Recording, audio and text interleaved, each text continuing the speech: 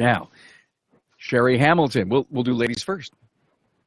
Excellent. Good morning. Sherry, good morning. Sherry is ASA Midwest Executive Director, and she not only leads the shop owners in 6 Midwestern states, she's also the conference manager of the Vision High Tech Training and Expo in Kansas City. Sherry will be the driving force behind this year's event, held March 2nd through 5th, 2017. Her passion for education and training is also shown through her service as the chair of the AMI Automotive Management Institute. Glad to have you here, Sherry. Now, Matt Fanslow. Hello, Matt. Nice to see you, Matt. Matt works at Riverside Automotive in Red Wing, Minnesota. Matt is the diagnostic tech shop manager. His primary responsibilities are to diagnose drivability and electronic issues and perform most all programming, coding, initialization, adaptations, etc. Oof, way beyond my pay grade. Basically, if it needs to be figured out or it has wires, it goes to Matt. He's been a tech since 1996. He's also a subject matter expert for ASE. And that's cool. By the way, I've had Matt on the show with an ASE, all about ASE, episode 122. Matt's goal is to do everything in his power to improve the overall level of professionalism within the automotive and light truck repair trade, and also raise the level of our public image. So you're our ambassador. By the way, Matt's been on with me, episode 122 and 146. He was our first technician interview. And, of course, Sherry Hamilton was on episode 84, me and Sherry one-on-one. Let me tell you all about Pete. Pete Meyer, and I'm sure you all know Pete. He's the director of training for the UBM Advanced Star Automotive Group, which includes Motor Age, ABRN, Aftermarket Business World, Dealer News, and NACE Automechanica. His primary goal is to bring working technicians the information they need to succeed. Pete is an ASE certified master tech and sponsoring member of IATN. He's got over 35 years practical experience as a technician and educator. He covers a wide variety of makes and models in all of his expertise. Pete was an early adopter of the show. I was so thankful. Episode 36 back in the ancient days, actually about two years ago now, Pete. And then Pete came back on the podcast with episode 59 and 90 and a couple of roundtables as we talked about technician training back then. And now we're going to talk about seminars. I'm going to toss the first question to you, Pete, because you wrote this article. I've got it printed here. In your January column, you listed several automotive training classes, Max, Vision, the big event, and of course Automechanica, along with a few more. Is this, and it looks to me like, except for Max, which is national, and maybe Automechanica, I'm not sure where that strategy is going, but it looks like these are all regional events, but they all pull people from all over, in fact, internationally too. Oh, absolutely. I think that to really kind of classify them as regional events is really not doing justice to any of the events that were listed in that column. I mean, to me, they're all national events in the sense that they are available to technicians from around the country, if not around the world, and have attendees from the same. I think that it's just a matter of practicality that in many cases these events tend to get their larger audience percentages from people that are closer to home. You know, I can say that for us, the first time in Chicago, we had the majority of our people came within a 300-mile radius. Of course, that wasn't all, but you know that's where most of them came from. And I think that trying to get people to the events is key. You know, like we spoke earlier. You know, what's the best training event? I think they all have their strengths, and the best training event is one that somebody can actually get to, and attend. So I think they all are very valuable to the industry, and they all serve very useful purposes, and they all do a great job. And let me go back to all of my bios. Brent, nice to see you. Talk so I can hear you. Hello. I can't hear you. Oh, I can't hear you. I can't hear you. Thank you. All right. Hey, good to see you, man. Busy man. He's everywhere. He's everywhere. Brent has been involved in the automotive industry for over 25 years, primarily in the technical field evolving from mechanical to digital. In his 18 years at Federal Mogul, and that's where he is now, Brent has held roles of increasing responsibility in technical training, then marketing, and now manages the Garage Gurus training group that includes Gurus on Call, Gurus on Demand, Gurus Online Learning, and the on-the-go product technology vans. So if you think about everybody who's here. I mean, I had to talk to every one of their agents in order to get this level of quality on my show, and I can't tell you how much I appreciate that. Brent also leads the catalog and research team, overseeing critical activities from training, tech support, catalog, NE data, and digital media.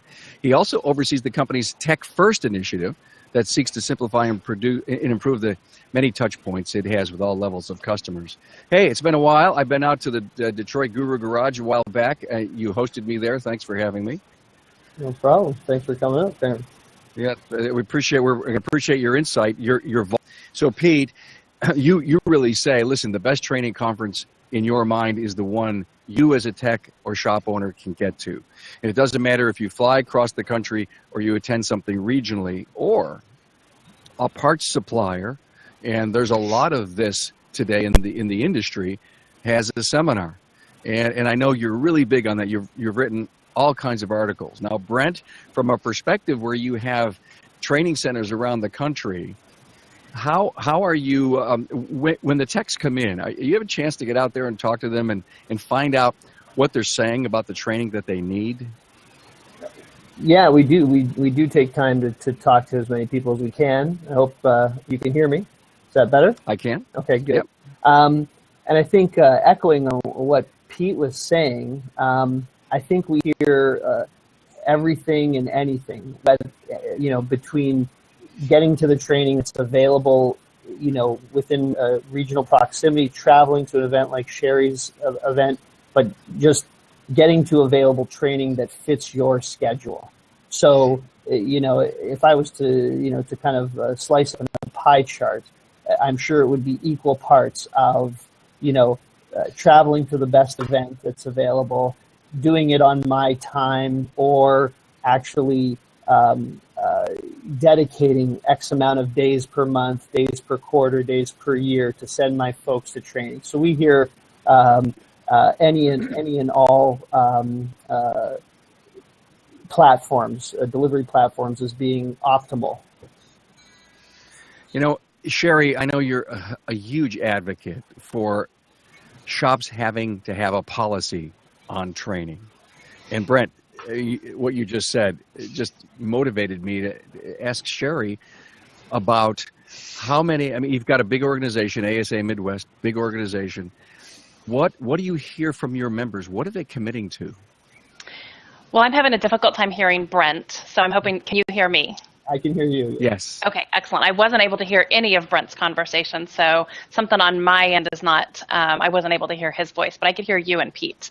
So unfortunately, Okay. I missed Brent's comments, but we do have a lot of shops, and there's actually been a lot of correspondence going back and forth in some of our member groups, looking and talking about what kind of policies shops have. Do they require training? Do they pay their technicians for training? And a lot of it goes back to the culture. There has to be a culture of continued learning within the shop. And if that culture isn't set by the owners and by the managers and those that expectation level, you're not going to have that culture within your business, and that's so critical.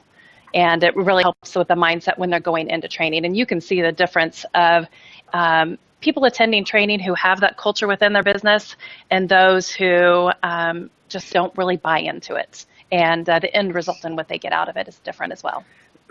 Pete, you visit a lot of shops, Pete, and you talk to a lot of people. Do you see that difference of training culture inside the shop? Now, you may be able to measure it in average work orders, in their ability to tackle, higher tech projects.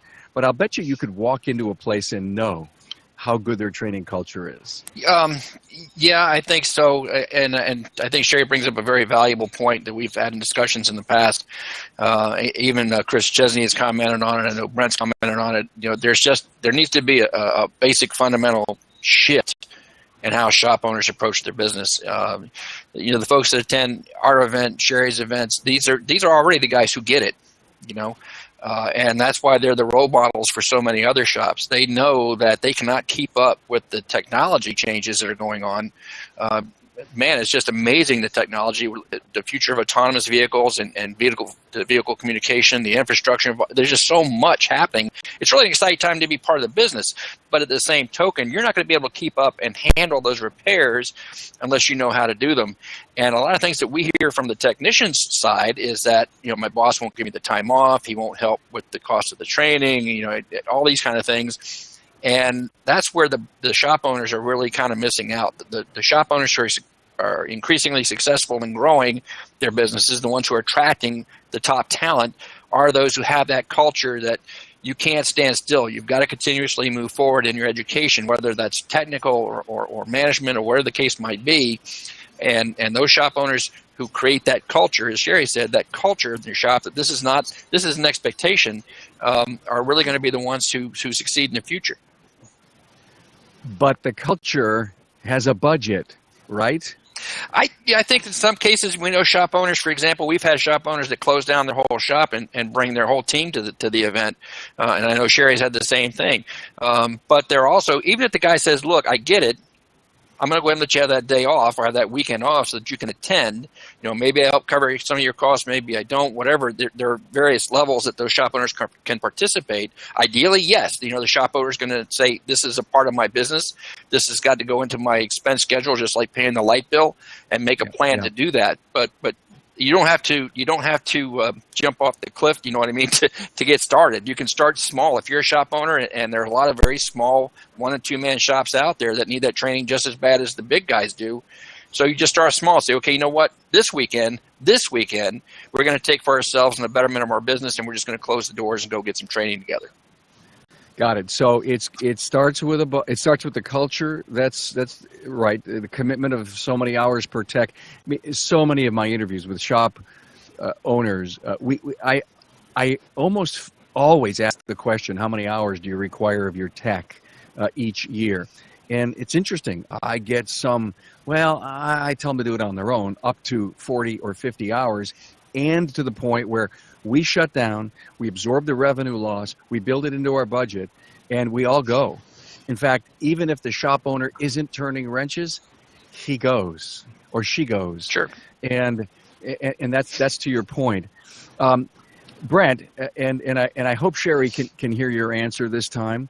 It is a little soft. Training programs that Napa puts on, and Standard Motor Products, and Federal Mogul. Do you see those having as much of an impact in the industry as many of these other regional training events? Well, I guess first off, make sure that Sherry knows that I spoke well of the Vision event. Oh, yeah. Sherry, if you still can't hear him, Brent wanted me to tell you that he spoke well of the Vision event. Good. Sure of that, yes, he is saying an awful lot of nice things. And, of course, anyway, go ahead. No, I don't want to speak for my peers. I don't want to speak for my peers, empirically. But I do want to say that I think from what I've seen, that there's a lot of really, really good training out there that's given by the suppliers. I know we've invested tremendously over the last few years in revamping our training program.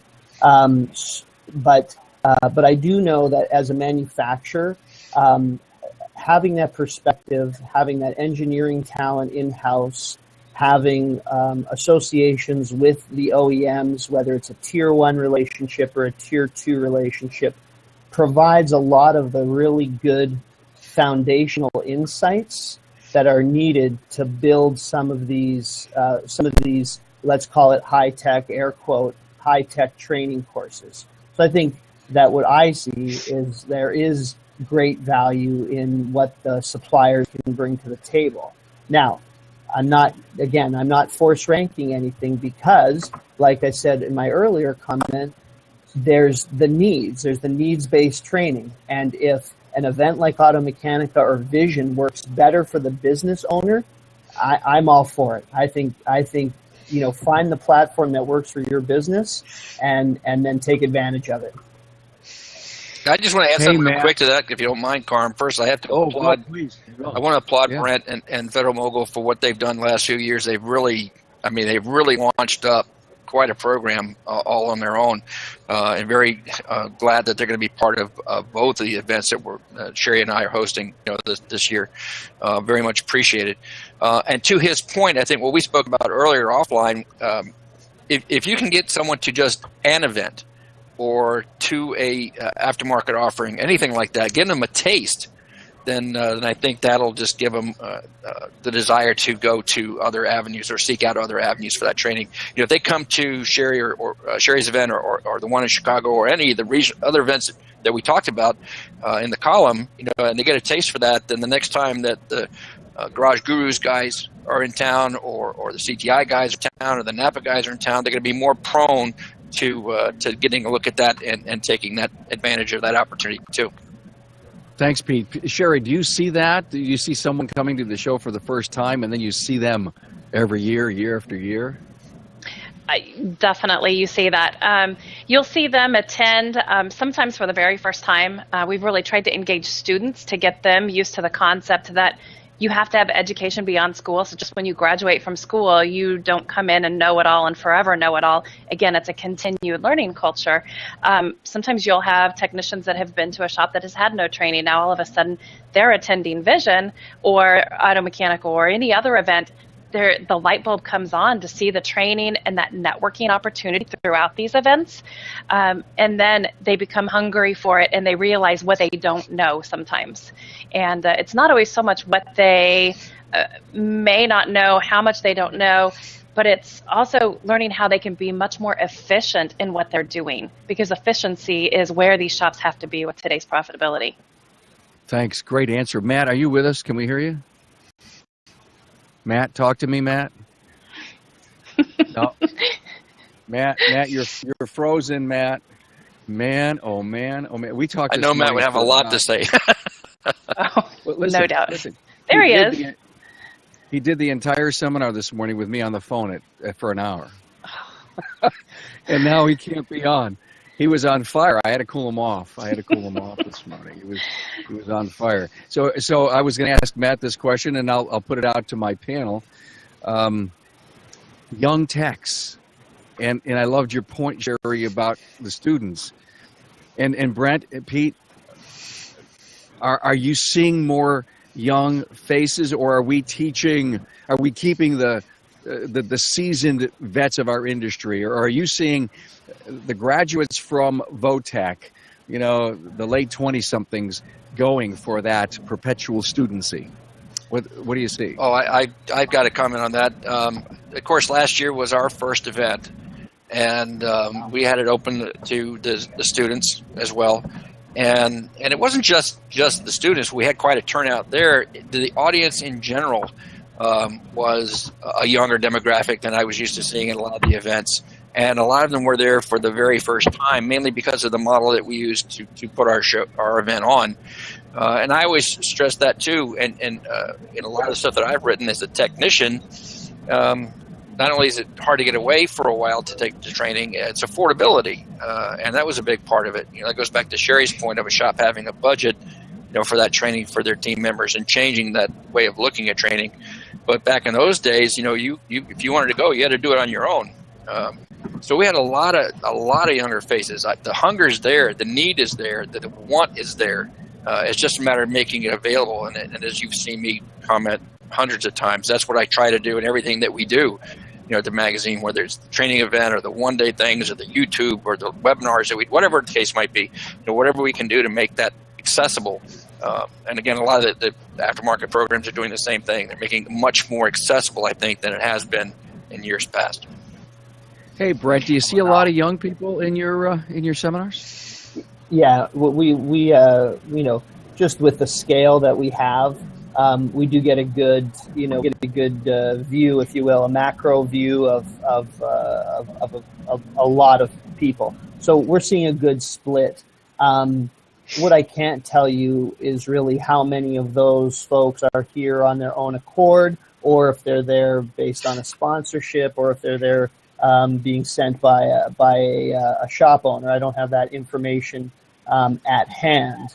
But the one thing I would want to add, as we talked a little bit earlier, I think it behooves any young person in our trade right now to align themselves either personally or through their company with advanced training opportunities. And I think we've all talked about this at various times. If you look at the ATMC survey published earlier this year, and if you look at this cliff that we talk about of technicians, this wave of technicians that's going to retire over the course of the next 10, 15, 20 years, it's not going to be the lack of training availability, but what it's going to be is it's going to be the top techs or the top tier techs are going to be in such high demand that they will be able to command their own price. They will be able to call their own shots. And what they will be looking for is a career that takes care of them both professionally and personally, that's rewarding. And one of the ingredients in that is going to be training, and it's going to be investment in their career. And I think shop owners should take heed, because I think that's going to be one of the differentiating items, if you will, in their long-term profitability. Thanks for bringing that up. Today's episode that was released, 192, with Eric Ziegler, a great interview. You got to catch it. Eric's a mobile diagnostician, and he's a trainer, and I think he's actually going to teach at Vision this year. He talked about talking to a friend of his in Phoenix who said that they're thinking the labor rates are going to, in Phoenix, by 2020, are going to be 225 some bucks. And to the point that you bring up is who's going to, these techs in high demand who are training all the time are going to need to be paid, and I don't want to say handsomely, but a very, very fair wage for their investment of tools and education. Matt Fanslow this morning and I, we were struggling to find out what career that's a VOTEC career, if you will, a career you work with your hands, that you have to have this level of education and investment in tools over and over and over again. And the only thing I could think about was plumbers, and I'm being a little facetious here, but plumbers and carpenters may have to know about new government regulations about codes in a neighborhood, and maybe a new product feature, but rarely do they have to go because there's a new way to put a nail in a board. And I think, to your point, the technician shortage may not necessarily be there if, the techs that are in demand are, if the training is there for the right techs. And I know, Pete, what you're doing, with Sherry and Pete and Brent are doing in this industry should be applauded. And I applaud you and your companies for what you're doing. Now, Sherry, I think you brought up the word affordability. And you have a hell of an attendance at your conference and expo. How many would you believe of your owners shut the shop down and bring their whole place? It's a growing number. Every year we have a growing number. It used to be many of them would shut down just for the weekend. Now they're starting to shut down on Fridays, some of them on Thursdays. So Thursday through Sunday, they're bringing their entire team from all across the country. Some of them are getting into a car Wednesday evening and driving through the night to get there for Thursday morning training. So affordability, it's all relevant in your cost of doing business. And again, when you increase your efficiency, your cost of doing business adjusts as well. It's important that the technicians know what and how to repair things or do it efficiently. And they're only going to be able to do that through training. And I think an important point is just attending one conference, so just attending, Vision or NACE Auto Mechanic or one conference one time a year is not going to get you the training that you need to stay up to date with the changing technology. You have to have a continued year-round training requirement and cycle for your employees. Yeah, absolutely. I would agree exactly with what Sherry just said. The events are great because it puts so many top trainers in one place at one time, whether they're coming from organizations like Brent's or they're the independent trainers like Eric and Matt and others. Probably the single biggest advantage, though, to attending any of these conferences is what happens after class is over, and you get a chance to hang out with one another, network with one another. I've had technicians tell me, well, my boss won't let me get off to go to training. I said, well, then you need to come to one of these conferences because you'll meet a lot of shop owners that would love to talk to you about going to work for them who will support you in your efforts. So there's a lot more in the after hours that are beneficial at these events than say just the day or the 3 hours at the local Holiday Inn attending a more local seminar. But again, those are available too, and any advantage or any opportunity that you can get is a good one to take. Thanks, Pete. Matt, are you with us? I'm listening. Oh, my. Woo. All right, a half hour in, you can take the rest of the show. Go ahead. That might happen. What I missed? What did you miss? Everything you wanted to talk about. Probably. Did you ad-lib for me? I did, actually. I told them we spoke an hour this morning, and I had to calm you down. You were so pumped for this show, Yes. and now you're not here. Yeah, I forgot everything I was going to say. No, I actually haven't. I have them written down here. I can help you with that. But so here was one of my thoughts. And Sherry, I think this is something you may have brought up on your talking points, and so I'll toss it up. How do you get the most out of an event that you attend? We're talking about affordability and getting yourself there, but when you're there, you take notes. Get a lot of sleep the week before. Okay, all right. So tell me, Matt, you're planning on going to to Vision, I think, soon, and any other conferences that you go to. What's your strategy? If they let me in. Yeah. The strategy is you got to get rested up before you go, because networking does factor in, and you're going to meet a lot of people in class, in break between classes, or if the class is long enough, they have little breaks. And then the breakfast, they have kind of some mixers. The hotel lobby, a lot of networking occurs there. You're going to meet some of the instructors hang out down there. Other people you may see flashing around the internet at IATN and now Facebook. We have a lot of rooms, pages where there's a lot of activity. You're going to meet these people face to face, and time just evaporates. So you got done with dinner and you're in the hotel lobby at 7, and the next thing you know, it's 3. And every time I ask any instructor, any coach that I've had on the show, 192 episodes as of today, and I wish I could have every one of them crystal clear in my head, and I asked the question about networking, and hands down, as good as the instructor really is in your own personal takeaway and your own knowledge, the networking seems to almost trump that, Matt, and that's what you're saying. Yeah, don't get me wrong. You're there for training. You're probably there for specific trainers that you don't have access to regularly.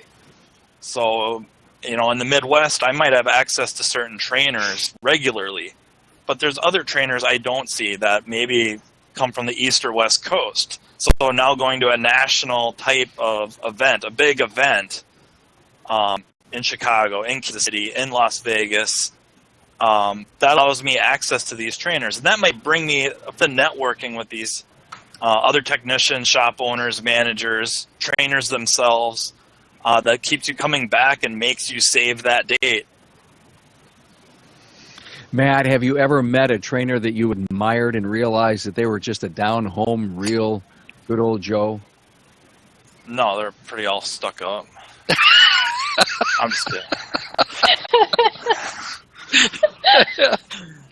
That's Remind me, this was his last show. Honestly, all of them are. All of them that I can think of, especially the most prominent ones, they either they're still in the bays or still work on cars regularly, or they came from the bays. So they kind of have been there, done that, a certain, I don't know if this is a made-up word, but a certain, they're able to sympathize with you. So really, they are. Most of them are very accessible, very down to earth, very approachable. Matt, you're going to have to have your owner pay the bandwidth bill on time. Oh no. Because you're going in and out. It's terrible. Now maybe your Wi-Fi, you're not wired. Yeah, everything is, and that's okay. But it's always best to be on a wired machine, and I'm not sure you are or you're not now. It's either that, Carm, or he broke the camera. Yeah. One of the two. Yeah, I know. I get it. Okay. So one of the points that I want to make is so many of these events there's an exposition attached to it. And I know Automechanica, I know Vision, even the big event, the G's regional one out in New York. And vendors come that help the affordability of this training. And does anyone have a message for everybody who attends about making sure they hang out with those manufacturers? Oh, I'd like to say something about that. I mean, we actually had to make a shift in our scheduling for the coming year, because one of the comments that I got downstairs in the training area from many of the attendees was that they did not have enough time to get upstairs to express their appreciation to the people who they saw as the ones that made it possible for them to come. And of course, that's exactly what happened. So yes, the people that were very much appreciative, I don't think you have to tell the technicians that or drive them up to see that. They do want to let these guys know that they do appreciate it. So that hasn't really been an issue. The hours that we have set up for the next event will make sure that they get more than enough time to interact with the folks that are helping us put this on. So it's scheduled, but you also see, Pete, Sherry, you see your attendees spend time with the manufacturers? Yes, they definitely spend time on the show floor. And the great thing about coming to an expo is a lot of these exhibitors will bring in experts. So they'll bring in the people who can answer the questions that they need to know about the equipment, the products, the services that they're in the process of evaluating and purchasing. So they can get some answers. Even if they've made the purchase and they're having some struggles with that equipment, they've got somebody there who can answer those questions. If they're comparing and they have not yet decided which product or service they're going to go with, where else can you go to be able to see multiple products at one time, back to back, and be able to go back and forth? Yeah. How much time would that take out of your business day to really make a good, educated decision? Right there on the show floor, you've got the ability to do that. And you have some great show specials and some incentives to be able to purchase as well. So we encourage, for our ASA Midwest members, we encourage them to make sure they're making their purchasing decisions around that Vision program on the show floor to be able to save them money, to be able to have a better educated process through that selection. Brent, from a manufacturer's perspective, what do you hear from your people when they go out to both a training and expo program? What's the input like in your booths? Well, when it comes to training expos, we send our training staff. So our entire training staff is there, from our training operations folks to our administration management folks, as well as, of course, all of our trainers. But the feedback I generally get, and I'll stick specifically to the trainers, is that networking that we were talking about earlier, and Matt was before he fell off the grid. But that networking, that's bi-directional. You would not, and I'm sure Pete, I saw Pete nod there, you would not believe how many, I always call them war stories, that the guys and the girls will trade, and it will lead to the next round of tech tip development and bulletins and, I didn't know that the Ford, whatever diesel head gasket was having this trouble. We've developed those relationships, and a lot of my folks actually have direct contact with a lot of their alumni on a regular basis. So I think it's beneficial both for the manufacturer and for the training entity as well as the students. All right, excellent point, everyone. Online training. We're talking about where to go this year, but online training is one heck of an option. Brent, you guys are doing a lot of that, right? Yep, we're doing a lot of it. I think there's a lot of companies doing a lot of great things in the online space. I think CTI is certainly doing some great stuff. Electitude is out there. Bosch is doing some crazy stuff with VR. We're sticking with the more traditional e-learning at this point. As a platform, here's where we are in 2017.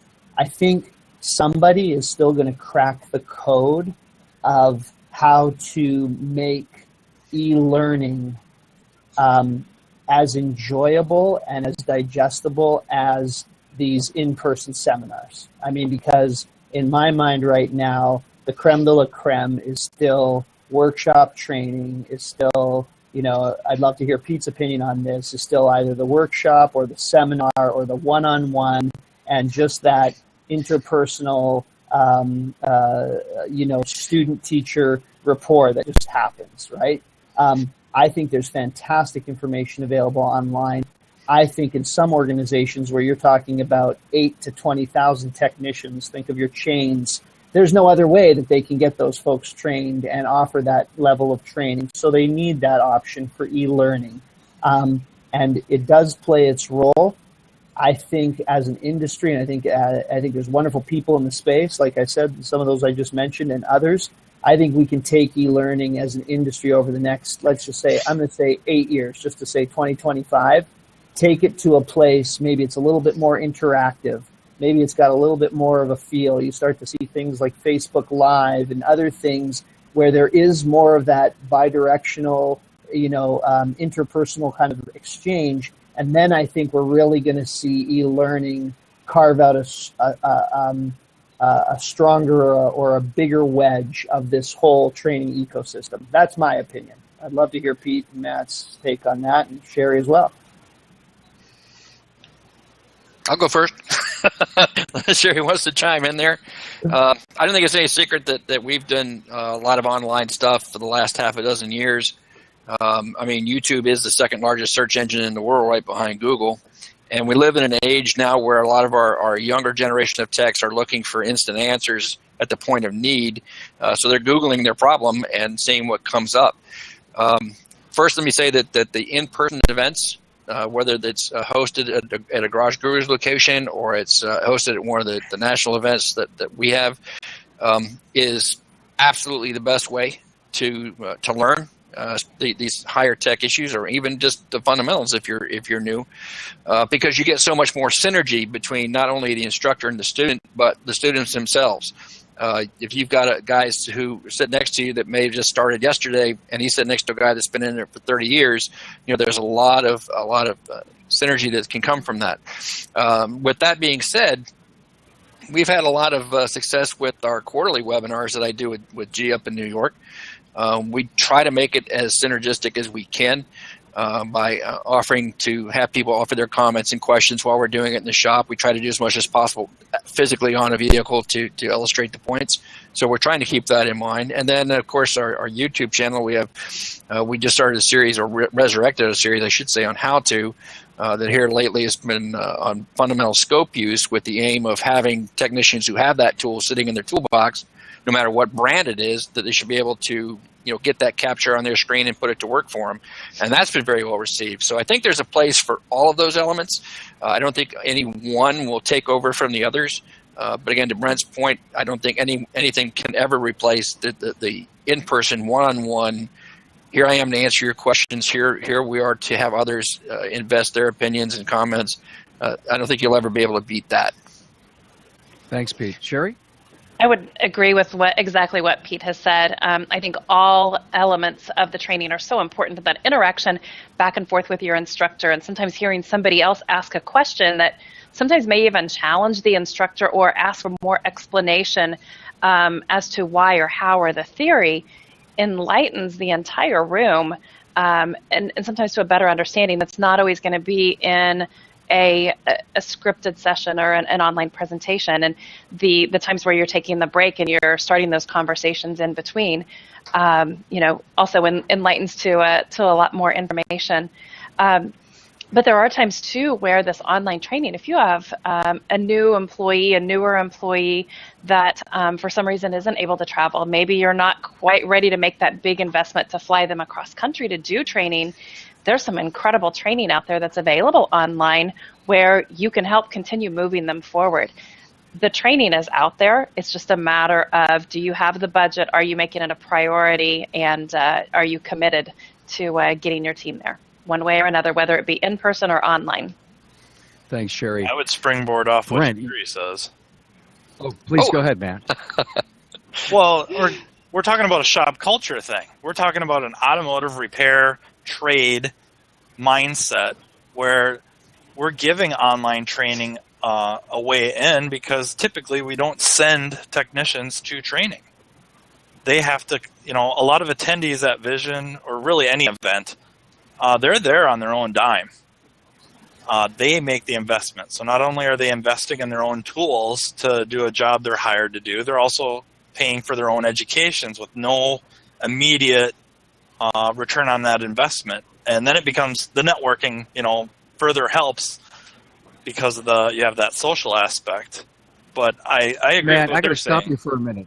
Matt, are you telling me that the majority of the people that would attend Vision attend on their own dime? Oh, yeah. I'm not sure about that. We have a lot of company credit cards that are utilized, for that, where we're seeing large groups, and a lot of times we're seeing that shop owner do that registration and use their credit card to pay for that online registration for Vision. So I think it's growing, but he definitely brings about. There are still some who still have to pay their own way. Yeah, well, you would know. You would know. We're getting near the end of the hour. I want to cover a few things. Most importantly, Brent, I wanted to hit something on what you just said a few minutes ago. You said you're not quite sure yet, but this online thing is going to find its something, right? And you know what? I wrote down a word, holographic. And I just want to throw that out for anyone's might be onto thoughts or something. concepts. Can you imagine, the instructor, you're in your living room, you're on your smart TV, you're watching this thing, you press a button, and the instructor, comes into your room, and he's got, he's there, but you can't touch him, but he's there.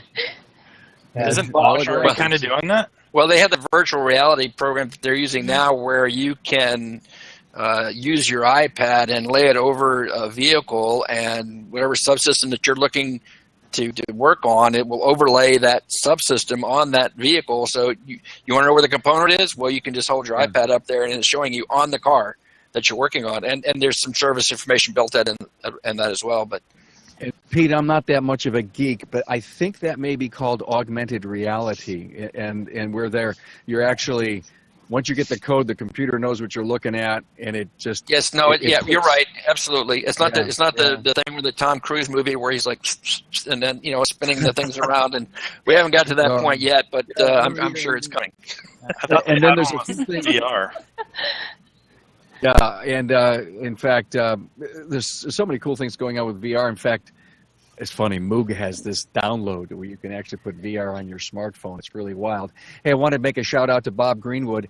Bob says, trade days are over. This truly is a profession today. Gary Keys. Gary is from Florida. He says, any thoughts on management training? Hey, Brent, will the gurus ever have management training? Absolutely. I think what we've done over the last 18 months, and I guess closer to 2 years now, is lay the foundation. We wanted to create the scale, and then do what we do well, which is the current curriculum portfolio that we've been known for, and then look to explore how to use the facilities, how to make them, as I think I've told you on a couple of our interviews, we would love for the Garage Gurus to be seen as the university of the aftermarket, for lack of a better term, as a dependable place to go for training of all different types. So that's the goal, and certainly I think there's other elements. There's shop owner training, there's service writer training, there's how to greet a car owner. There's how to talk to a DIY or a DI. I mean, I think all of those things are on the table at this point. And you know, Brent, Sherry, Pete, Matt, Pete and I were talking this morning. There's like 750,000 technicians in our country. They're not all going to Vision. They're not all going to Automechanica. They're not all going to Guru Garage. They're not all going online. There's so much opportunity there. Now, yeah, it's going to shake out, and you know, you're like in any industry, there's going to be something that creams to the top. But I'm excited about where training is going. I've never been so close to talking to so many people in the industry with that. And here's Doug Callahan from Doug. I think you're from Winnipeg, and I can't remember. He's been on the show before. It's a challenge in Canada to find good in-person training. We're starting to look at sending techs to the States. That's so interesting to find out that our neighbors to the north aren't doing as good of a job as we are here in the States. And we have a growing attendance from Canada coming to Vision every year, and very much the same thing. They're looking for that quality training that they're just not finding there. I mean, you kind of talk about the online training, Carm. You know, AMI, when we're looking at management training, AMI has a lot of management training at every level available, to where you can get your AAM, then your AMAM, to be a accredited automotive manager. So there's a whole pathway that's laid out as well. So the training is there. Where's your priority? You have to make sure that you've got it. Right. And speaking of management training, Pete, 1 second, or I'm not sure who that was that just said something. When I remember going to Cars, and then that piece that they did at Apex last year, a lot of management training going on. A lot, and more than I think ever. And with Sherry being the chairperson at AMI, you're in the loop. You would know. Who was that, Pete or Brent? Not me. Oh, I was just going to add a comment on Canada, but if you want to follow the track of the management training, we can come back to it. Sure. No, that's okay, because we're almost done, and I'm about ready to go around the room here, and you all firm up a few last things that you'd like to say, including you, Matt, as you come in and out. Hey, I want to thank everybody for being on with me today. Remember, we repurposed the video. We put it out on my YouTube channel. It is actually found on remarkableresults.biz/townhall, or you can actually do /live, and it goes to the same page. Isn't that cool? I wanted to make it, a little shorter. To remarkableresults.biz/live. And all the videos are repurposed there, including my YouTube channel, and that's where you can sign up to hang out in the audience. We had a great showing today, and I'm not even sure what the Facebook count's going to be, but last week's Facebook count was like 650 some. It was just amazing. But last week's show, just like this one, you're going to have to watch it like a documentary and enjoy it like a seminar. Meaning, we have no commercials, but you got to get into it and listen to what our pundits have said. And I can't tell you how much I thank you all for being here. And before I end, I always do a quote of the week. And I look for a quote that has something to do with our topic. And this one's from Mario Andretti. Remember, Formula One, IndyCar, World Sports Car Championship, and even NASCAR. He was a 4-bang winner. Mario said, "Desire is the key to motivation, but it's the determination and commitment to an unrelenting pursuit of your goal, a commitment to excellence, that will enable you to attain the success that you seek." It was a long one, but pretty darn powerful for an Italian fellow like Mario. Well, look at let's go around the room. The guy who said the least, I will start with, and it's not because he isn't capable. But Matt Fanslow, your final comments? I think it's just try to get to these events. I mean, get to training first and foremost, local if you can. And then, honestly, look down the instructor lists and the subject lists and pick out some weak spots or areas where you've been beat up in the bays, and try to get to these training events, meet other techs or managers, business owners who may be in similar situations as you are, but spread across the country, and network with them, get to know them. Eventually we'll probably become friends, and that network group will just continue to grow and give you even more resources. Man, how big is your network? I mean, you have friends, in this business from all over the country? I would hate to put a number on it. right. Hundreds. You know, here you're a working tech who goes to training, and you actually are an instructor. So you credit basically being out there and attending for the growth of your network. Attending IATN kind of forged some of those relationships.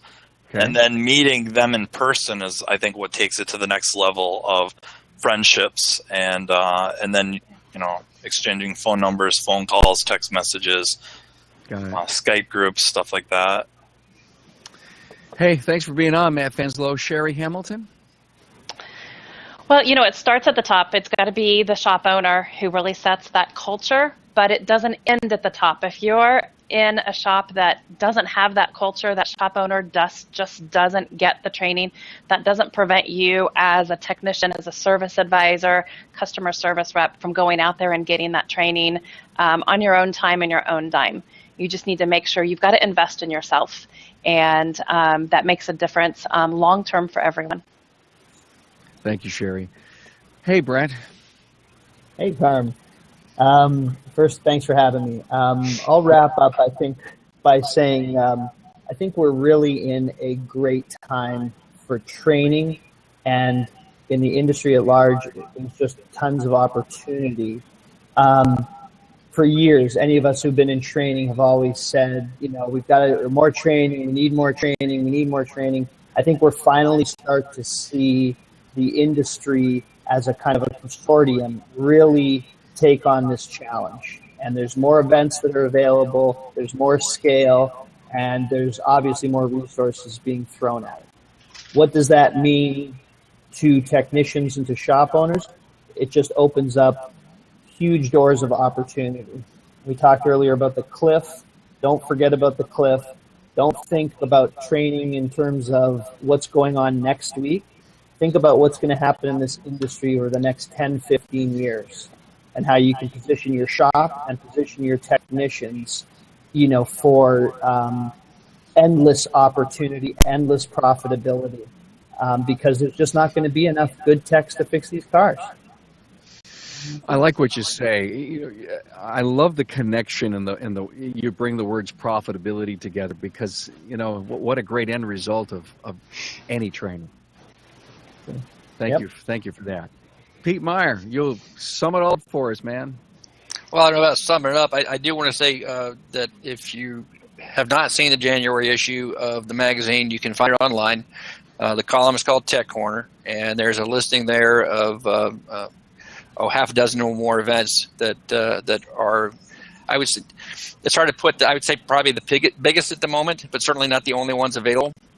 Look through those, and there should be the information there, the dates, access online, so that you can check them out. I'm sure Sherry still has a few slots to fill for Vision. Probably not too many left, knowing her show. I do want to say, too, that in our Chicago event is now open for registration. So if you go to naceautomechanica.com/register, you can check out what we have to offer there in terms of our training. And I also want to say that we are lucky enough to have teamed up with AMI, TST, and NATEF to offer scholarships to select individuals. Information is there online as well. So that, of course, the training is no cost to attend the mechanical training event, but you still got to cover the travel and lodging and so forth. The scholarships will help with that. I certainly invite you to join that. And, of course, join us in the pages of Motor Age. Check out our YouTube channel. We've got a lot of resources for the tech in line, all keeping with our magazine's logo, advancing the automotive service professional. So we hope to keep doing that on a routine basis. Well, thank you, Pete, and thanks for everybody being here. You know, one really exciting thing for me that's coming up is I'm finally going mobile, and I'm going to have a studio inside of Vision this year, right off the expo floor. And boy, I can't wait. We're going to do some roundtables, some great interviews. We're going to actually do a town hall live, what we're doing right now, from my studio at Vision, and hopefully we won't get egg on our face, and it'll just come off without a hitch. Oh, by the way, Sherry, I just thought of something I have to ask you about. I need internet in that room. I have to have internet in that room. Already on it. Yeah, thank you. All right. Hey, everyone, thank you so much for my panel. Thank you so much, and thanks for all of our listeners for being great fans of the show. Bye now. Thanks, everyone.